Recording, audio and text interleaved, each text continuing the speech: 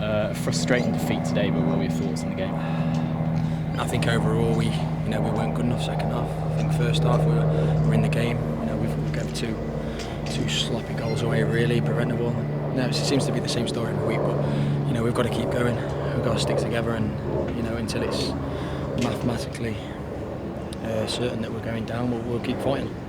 We've done that all season. We've tried to do it all season. It's been very difficult, as you know yourself. But we didn't do ourselves justice today, especially in the second half. And it's disappointing considering coming off the back of the Stourbridge win, good win in the cup, and then to come to this and not get a result which I think was there for us today is very disappointing. Yeah, and obviously that second goal, how frustrating was that? You obviously got so close to the ball but couldn't quite keep it out. Oh yeah, it's a difficult one. He's put a decent crossing in the end for both goals. They're good crossing to the box and they're good headers. And it's difficult. I've got a hand to it, but it's gone just inside the post. I think it's coming off the inside of the post and gone back into the side netting. So it's disappointing for me, and disappointing to concede another 2 goals. I'm beginning to forget what a clean sheet feels like. You know what I mean? It's difficult at the minute, but as I say, we'll keep going, and hopefully we can. There's no reason why we can't win a few games from now to the end of the season. We know we've got enough quality in the dressing room. It's just not going for us at the minute.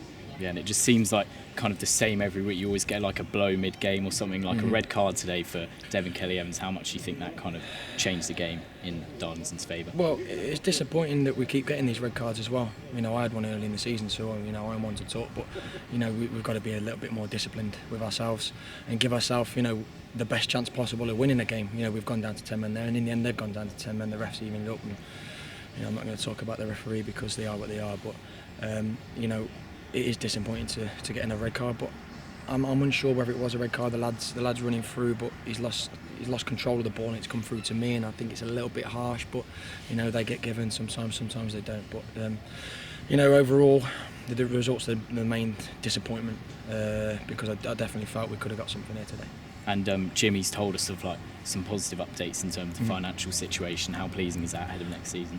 Yeah, it's massive. It's massive for the lads, it's massive for the fans, more importantly, because this club deserves to be at the forefront of non-league football. It's a massive club in non-league, people know that. The fans deserve this club to be saved because they've been brilliant since I've been here, since the start of the season. Honestly, they've been unbelievable for the lads. We've been clapped off more or less every game. There's been a good core of fans that have stayed behind and clapped us off the pitch, and there's been some really bad performances and really bad results. And obviously it's testing tough times for the club. It was tough time for the club, but it looks, as you say, that the gaffers come through with the finances and fair play to the people that are getting involved as well, because they're coming in and investing into a club that's a real good community club, and there's going to be a real good feel about it. But we've got to dust ourselves down after this season. I think the inevitable is coming. We've got to be realistic. As I said, we'll keep fighting till that's mathematically certain. But we keep going and we look and build for the future. The main thing here is the club's future, and that looks to be secure, and that's a massive plus and a massive.